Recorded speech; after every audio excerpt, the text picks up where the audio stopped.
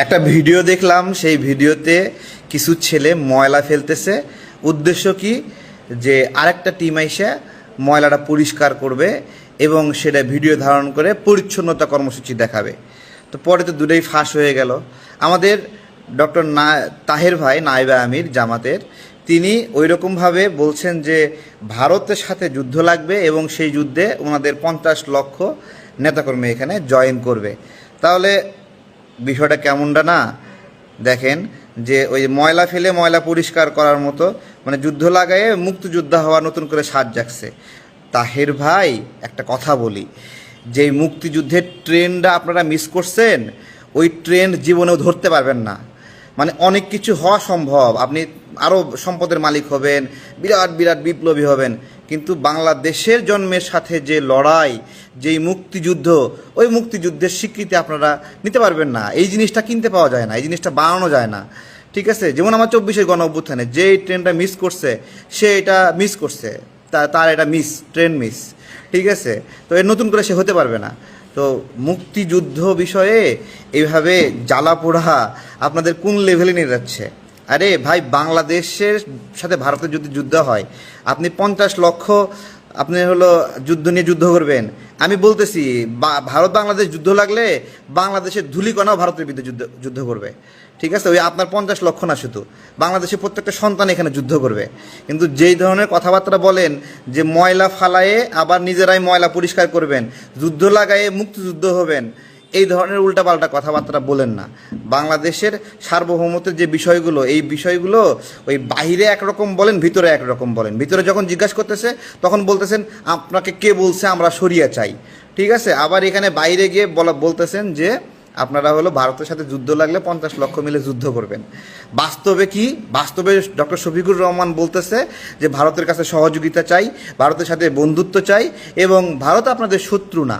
এটা বাস্তবতা। এবং আপনি তো 2 দিন আগেই তো ভারতের একজন প্রতিনিধির সাথে মিটিং করলেন। সেই মিটিংয়ে 3টা বিষয়ে আপনারা সম্মত হয়েছেন এবং গ্যারান্টি দিয়েছেন যে ভারত আপনাদের শত্রু না। এগুলো কাটাইতে এখন উল্টা ন্যারেটিভ দিচ্ছেন, বক্তব্য দিচ্ছেন। তো ওই ডাকসু নির্বাচনের সময় তো প্রকাশ পেয়েছে না যে এমন একটা অবস্থা করছে যে ভারতের পরাজয় হয়েছে ডাকসুর নির্বাচনে। চিন্তা করা যায়, ভারতের পরাজয়। তাহলে ভারতের পক্ষে কে কে এখানে? ছাত্রদল ভারতের পক্ষে, তারপরে মেঘমল্লার বসু ভারতের পক্ষে, উমামা ভারতের পক্ষে, ছাত্র অধিকার পরিষদের বিন ইয়ামিন সে ভারতের পক্ষে, তারপরে ছাত্র বৈষম্য বিরোধী তারা ভারতের পক্ষে। তাদের সবাই পরিচয় পরাজিত যেহেতু হয়েছে, তার মানে এখানে ভারতের বিজয় হয়েছে। খুব সুন্দর একটা কৌশল কি, ভারত ছাত্র শিবিরের পরাজয়ে, মানে ছাত্র শিবিরের বিজয়ে নিন্দা জানাইছে। দেখেন, ওই যে ভাসানির সময় যে ন্যারেটিভটা ছিল না, যে ভারত যার শত্রু সে আমার বন্ধু, ওই ন্যারেটিভটা ঠিক উল্টা দিক করে কাজে লাগাচ্ছে এখন। যে এখানে ভারত যার প্রোগ্রেস চাইবে, ভারত তাকে গালি দিবে। এটাই তো একটা বাস্তবতা। ভারত যদি বাংলাদেশে কারো উপকার করতে চায়, তাহলে ভারত তার যদি প্রশংসা করে, তাহলে তার উপকার হবে না বাঁশ মারা হবে? বলেন তো, বলেন। ধরেন আজকে ভারত যদি বিএনপির প্রশংসা করে, তাহলে বিএনপির বাঁশ যাবে নাকি আপনার বিএনপির উপকার হবে? বলেন।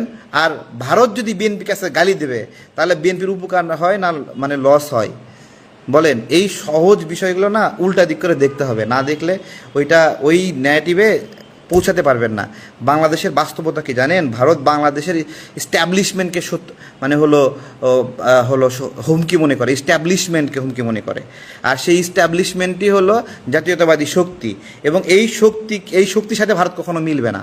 এবং যদি মিলতেই হয়, ভারত যদি শত্রুতা করে, সেই শত্রুতার জন্য একমাত্র উপায় এই মুহূর্তে, আওয়ামী লীগ তো নাই, আওয়ামী লীগ তো আউট অফ কন্ট্রোল হয়ে গেছে। একমাত্র চুজি আইটেম বাংলাদেশ জামাতি ইসলাম।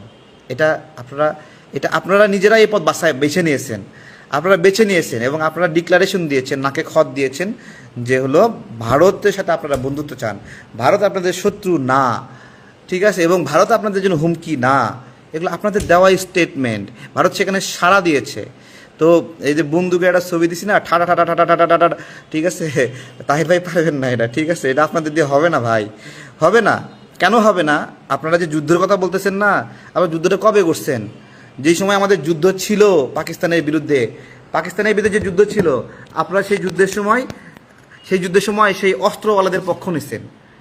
হ্যাঁ, যাদের হাতে অস্ত্র আছে তাদের পক্ষ নিচ্ছেন আপনারা। আপনাদের সাহস কুলায় নাই, সেই অস্ত্রধারীদের বিরুদ্ধে দাঁড়ানোর সাহস হয় না, আপনারা হয়নি সেই সাহস।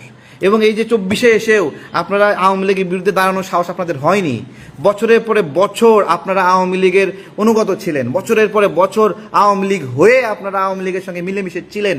এবং আপনাদের নেতা বলছে, এই যে ডক্টর শফিকুর রহমান বলছে যে আওয়ামী লীগের সঙ্গে আপনারা যুদ্ধ চান না, যুদ্ধ করতে চান না, এবং তাই করছেন। 28 অক্টোবর আপনারা যুদ্ধ করেন নাই, আমরা লড়াই করতে করতে আহত হয়েছি, ক্লান্ত হয়েছি, হাজার হাজার নেতাকর্মী গ্রেপ্তার হয়েছে, আপনারা গ্রেপ্তার হন নাই। আমি তো চ্যালেঞ্জ করেছিলাম 28 অক্টোবর আপনাদের কয়জন গ্রেপ্তার হয়েছে লিস্ট দেখান। বিরোধী রাজনীতি আমরা যারা করছি শেখ হাসিনার বিরুদ্ধে 28 থেকে 30,000 মানুষ গ্রেপ্তার হয়েছে। আপনার 28 জন মানুষ গ্রেপ্তার হয়েছে যদি দেখাতে পারেন তাহলে আপনার আনুগত্য করবো আমি। আপনি দেখান আজকে।